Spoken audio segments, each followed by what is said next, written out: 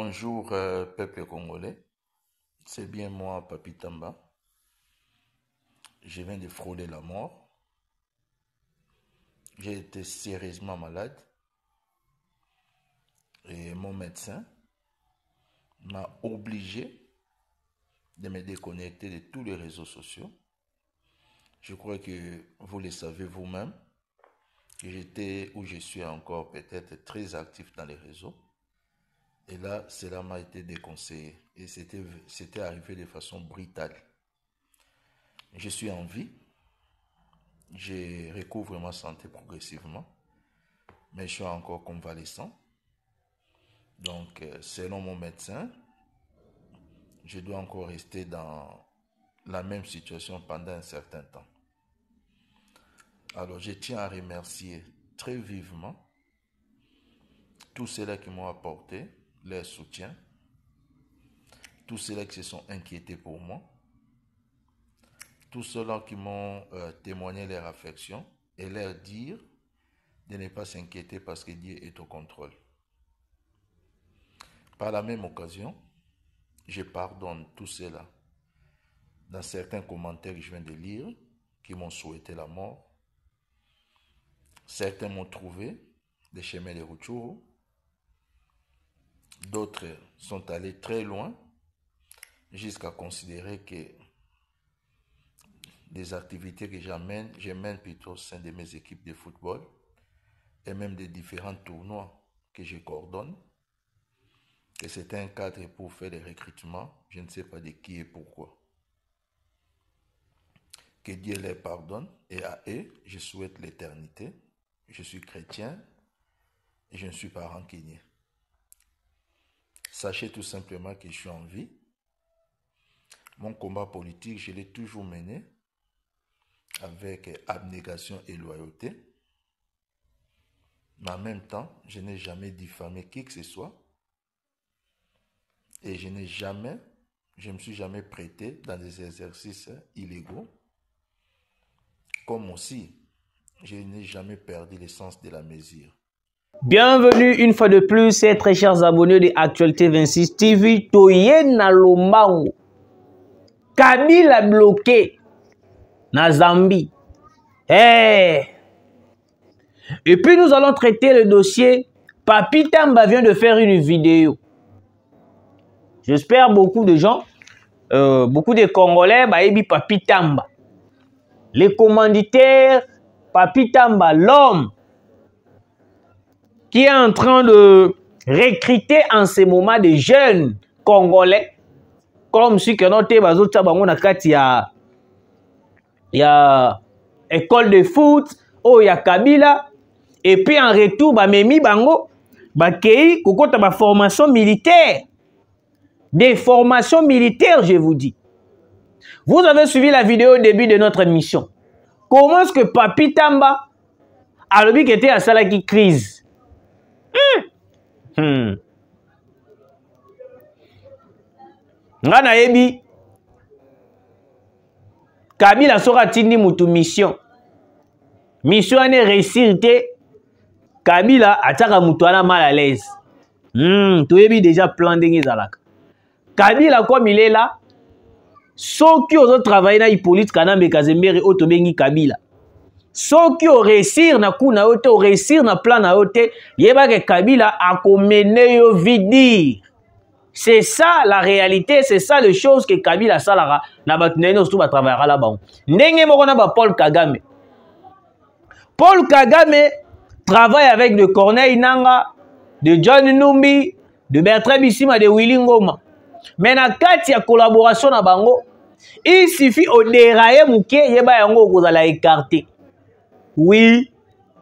Oui. Et puis chose grave ezali que non. Et surtout ce qu'on doit travailler na bango. Et que comme na point moko boye comme ko luka em sous idée ya kotika okozala éliminer. C'est ça Kabila, c'est ça Kabila. C'est ça la politique des Rwandais. Alors, bandeko langa avant de dans mozindo place au bazili biso Kabila, place au ba bloquer Kabila. Laissez-moi d'abord vous éclaircir. Na sala un peu introduction muke na makambo tali accord militaire to signé la Chine. Boyoka. Boyoka, boza la attentive. L'accord militaire. La RDC et la Chine signent un accord coopération militaire. Des coopérations militaires. Cet accord porte sur la formation, l'équipement et les échanges entre les deux armées.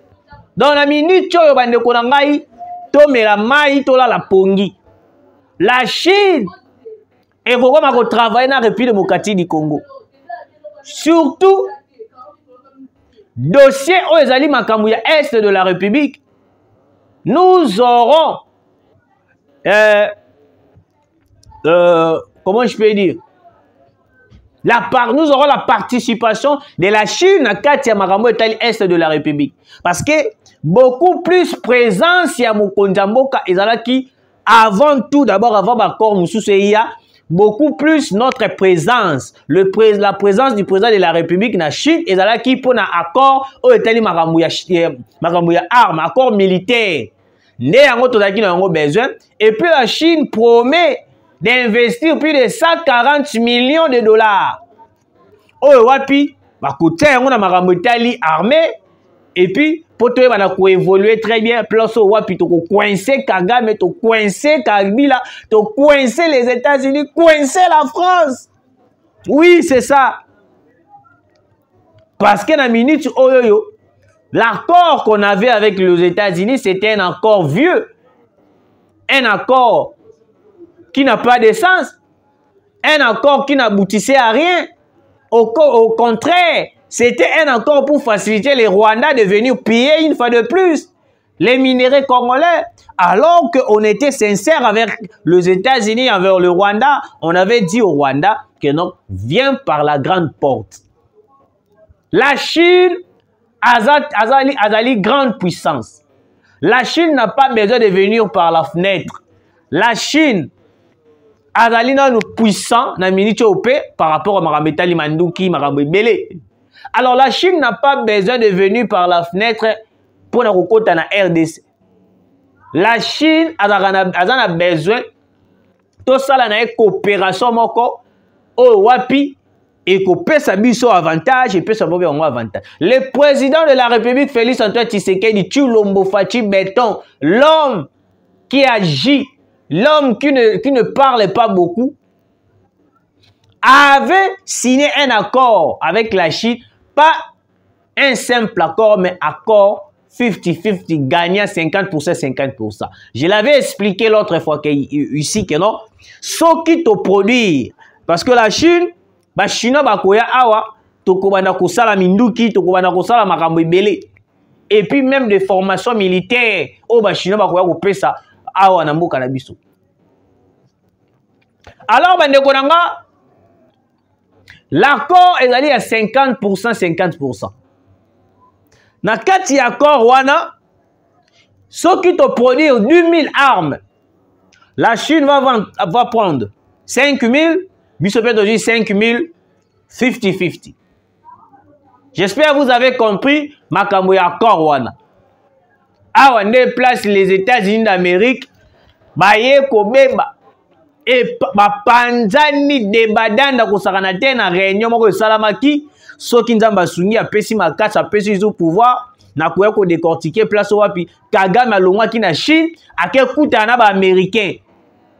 Conversation ya ba américain na remettre la bosambela ka ndé pona ngai parce que na komi kozwa ba attaque moko ya ndenge ko sagana te ba ko menacer nga ndenge ko sagana te ba ndeko na nga ba congolais soki bozo sambela pona nga merci et puis bosambela pe nazwa force parce que koganga o isala rappeler moko mutema passe estomac passe tolo passe donc ezali bongo. J'espère que vous avez compris accord 50-50. Na yesiko na dossier à Papi Tamba. Bandeko na ngai, Kabila c'est un homme dangereux. Kabila c'est un homme très dangereux. Boyoka Papi Tamba mambalobi na vidéo o bolandi wana ngana décortiquer yango siko. Papi Tamba vient de lancer son tout premier message vidéo à travers lequel il essaye de donner l'impression d'être hors de danger. Après une crise de maladie, Tamba ne fait aucunement allusion à son enlèvement par les forces du progrès de l'UDPS. Ce cadre politique du PPRD veut officiellement rassurer les Congolais quant à sa situation au moment où sa vidéo le présente clairement comme un détenu forcé à livrer un message à la nation.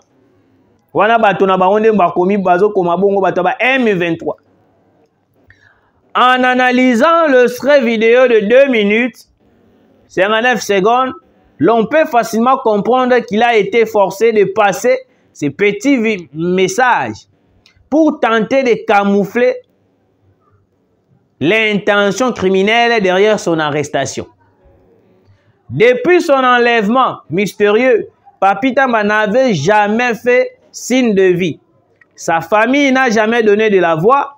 Le régime Tshisekedi Boyoka, le régime Tshisekedi ne fait que s'enfoncer dans des crimes et massacres imprescriptibles. Tous les fanatiques de l'UDPS n'ont cessé de lui attribuer de fausses accusations, tentant de les rapprocher très magiquement de Corneille Nangaa. Papi Tamba s'affiche bizarrement RN vidéo sans convaincre de sa remise en liberté. Moi, je me pose la question, comment est-ce que Papi Tamba a attendu que plan na bango RSI, évasion ya prison centrale à Makala RSI, après abima po ya kosala biso une vidéo, alors la biso a salaki crise. Moi je pense ceci, moi je vais analyser. Écoutez. Partagez le mission, commentez, likez, très chers abonnés. Et pour ça la biso vraiment trop bien parce que tant beaucoup partager, beaucoup liker. Et ça, la rabiso qui toko. Et tinda rabiso pe. To continuer les sous davantage que c'est la bino ba élément. Vous avez suivi sur la vidéo. Moi, je vous dis et puis je vous confirme. Toute personne qui a travaillé avec Joseph Kabila, Batikala, vous n'allez jamais kimia. Oui. Batikala, vous n'allez jamais kimia. Tentative d'évasion et salami na Makala. Quelques jours après, directeur à prison à Kimi. Bakangi directeur à prison. Bakangi directeur à prison. Papi Tamba s'affiche pour dire que non, à Salaki crise. Moi, je me dis que non, il a faux. Oui, il a faux. Pourquoi j'ai dit qu'il a faux? Papi Tamba a voulu faire croire aux Congolais que non. Oh, santé n'a bien té. Il a subi des pressions auprès de Joseph Kabila Kabange, Kagame et la communauté internationale. Parce que c'était une manière pour na bango ba na kokota ko récupérer loko bango balinga ki baluka. Bandako ko luka. Parce qu'en ces moments, comme vous le savez, très chers Congolais, très chers abonnés, les coups étaient d'attaquer le prison d'Olo. Place au Wapi Resissa quitté. Ils ont maintenant tenté. Yakoye bananini. Koko ça la évasion à la prison centrale à Makala. Alors que vous n'oubliez pas, le directeur de la prison, c'est lui qui connaît tout. Comment est-ce que des gens ont pu entrer avec des armes dans la prison centrale à Makala? Parce que d'après les analyses et les informations à notre possession, des coups de balles, des coups de tir de balles a commencé tout d'abord dans la prison centrale à Makala. C'est de là que je me pose des questions. Comment est-ce qu'aujourd'hui, Batiki, si, Bakotana Minduki, Bakotina ba arme, Bakotina ba nignon surtout, et que Kou et Salami, na ba agence Nelwana, ils sont aux arrêts. Bako mérité ba kanga bango parce que ba yebi elo komoko quelque chose là. Parce que Papi Tamba bimia lobi hotel na badaki kobela, na sala ki crise boy bande konanga, il est attaqué moralement par Joseph Kabila Kabange. il est attaqué moralement par Hippolyte Kanambe Kazembere. Il est attaqué moralement. Et puis, il y a des Kagame. Ils ne sont pas d'accord. Pas sur mission au Sali Maramonio surtout, mais au récit de la mission. Et puis, depuis qu'on a commencé à dévoiler la participation de Papi Tamba, et puis en contact avec Corneille Nanga, et puis c'est lui le recruteur. Il y a des jeunes pour transférer la formation militaire. Jusqu'à présent, silence radio. Et puis, tu as FCC, c'est très sérieux. FCC, balobi trop. Balobi trop. Je vais vous lire cette information. Dernièrement, tangu bakatakatanga bayaki ko attaquer ba militaire na biso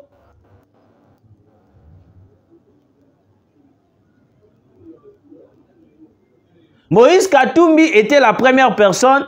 Yakobi Malobi qui était les secte. Les secte. Les secte bongo. Comment est-ce qu'on a pu massacrer? Bato ko sambela bango ba ko lega ba ko tambola biso to jito bomi bango. Là c'est Moïse Katumbi. Je vous ai toujours dit ici que ceux qui bolingi boyeba bato basalaka plan contre la République. Bazalaka bato ya liboso ya kobima kosala ba déclaration soki bamoni plan na bango esimbite. Oui.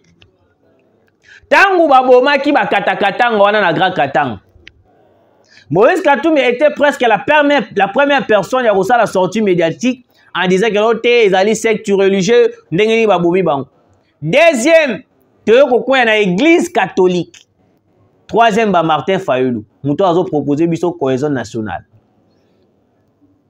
Alors aujourd'hui, Kabila, Nabatunaye, Babimi, Balobi Boyoka, le FCC de Joseph Kabila met en doute la crédibilité du bilan officiel de mort à la prison centrale de Makala. Donc, il y a un nombre de personnes qui donc, on dit que y 120 personnes, il y a autant de personnes. Il y a un nombre de personnes qui sont en prison. Oui, il y a un nombre de personnes qui sont massacrées dans la prison centrale de Makala. Si réellement, vous allez impliquer ni de près ni de loin, pourquoi vous doutez du bilan qui a été publié? Oh, ça la prison centrale à Makala. Bayebi, je vous dis. Batouana bazali bazobate. Bayebi, ti ba ko douter bongo bayebi. Bayebi que non te tant tout tinda batuna biso, to boma ki autant, tout ça là qui autant. Bande ko zela sko résultat ya gouvernement. Parce que le gouvernement peut le sous atali à l'obité. Ceux qui ont l'obité peut savoir passe et faciliter les kabilistes. Il y a quoi banani ko bloquer biso, ko charger biso. Malgré tout, il y a eu beaucoup de morts. Parce que bango balingi ba yebisa bango vérité na nombre ya bato bango ba bomaki. Ba yeba normalement parce que tant ba tinda ki ba pion na bango. Les FCC tant ba tinda ki ba pion na bango. Bato na bango tant bazongi ba yisi bango te biso to bomi autant. Mais ce que tant bango ka yana nombre bato na bango balobi na bango na o bango baza nango na maboko et ko concorder te ne ko tinda bango ba sala baboué ba yeba na ko hausser les tons. Boyoka. Le FCC souligne des incohérences entre les versions gouvernementales, les témoignages d'ONG et les images diffusées sur les réseaux sociaux. Donc, beaucoup plus incohérence, c'est ali makasi na ba version ya gouvernement, témoignage ya ba ONG, ba images diffusées sur les réseaux sociaux. Donc, PPRD baza ko s'impliquer makasi na makambo etali massacre ya prison centrale à Makala parce que nombre bango bande ba kozela nombre bango bazaki na ngona maboko yango te ba ko yebisa bango to continuer. Les FCC appellent à une enquête indépendante pour faire la lumière sur les événements et déterminer le nombre réel de victimes. Pourquoi Bino Bolingi va déterminer le nombre réel de victimes? Ce n'est pas pour rien Papi Tamba sali vidéo. C'est pour nous faire comprendre que notre pour réussir. Malgré réussir totalement, mais le nombre autobomi est suffisant. Parce que le nombre est suffisant, mais n'est pas sous gouvernement a une normalité. Beaucoup se rappelé pendant Kabila Zalaki, ministre de la communication, porte-parole au gouvernement, la mère Mende, et Zalaki au moins a fait 100. Mais la mère Mende a fait 10. Bon, matabo qui taillé dans le 10 Cécilie. La communauté internationale gang a basala besili. Yango moni les FCC et puis basanga na batuna bango ba keiti ko pesa rapport na CPI. Oh CPI a kobi ko exiger biso ba to sala ba enquête moko sérieux. Azana besoin mona clair. Ngana mituni question. La CPI a ko mona te kagama ko mboma na est. Mais hier ngia mona ka makambu ya prison centrale à Makala. Tozana eloko ko pesa au CPI. Poutine boko kanga ete. Kagame boko kanga ete. Mais makambu ya prison de bozo bimisa mitumbango. To sala yango te. Alors, Kabila bloqué na Zambie. Match eza mabe bandiko na ngai. Depuis tout ce temps, on a cherché où se cache Kabila. Où se cache Kabila? Kabila est où? Kabila est où? Kabila biso suto mituna ba question Kabila zapi Kabila zapi Kabila zapi Kabila zapi. Nzokane tangu kone inanga kendaki Kampala. Kabila yé de son côté il s'est caché na Uganda pe lisusu. Yaza ko batama na Uganda parce que Kabila na minute oyo batika ki instruction grave. Pays non sto ezo participer na SADC. Kabila soka tema kolo il faut bakangaye. Oui. Kabila soka tema kolo la pays au SADC. Azana pays wana Kabila sera aux arrêts. Sikoyo Kabila tali par rapport ya ba dossier non sto atala le bitin. So il a bien vendre na RDC bazo risquer bakangaye. So la bina kende na Tanzanie kuna n'en parlons même pas. Kabila s'est rendu wapi na Uganda. Na Uganda place wapi Kabila a vendu silence radio a boy ko afficher présence nae parce que soit afficher présence nae la RDC a occupé pas balancer pe mandat d'arrêt. Sikoyo il a fallu na dossier oyoyo ba finaliser maramonio surtout parce que Papi Tamba rapport ya kopesa na oyo bango bande au gouvernement koloba ezoko bala na te. Kabila s'est rendu na Zambie. Na Zambie wana c'était prévu Kabila côté là soki kasumbalesa zo kasumbalesa boli misangai peut-être na ko tâtonner frontière to zakana na Zambie wana. Alors qu'il y avait une réunion au wapi ibanako salamana Kashamata.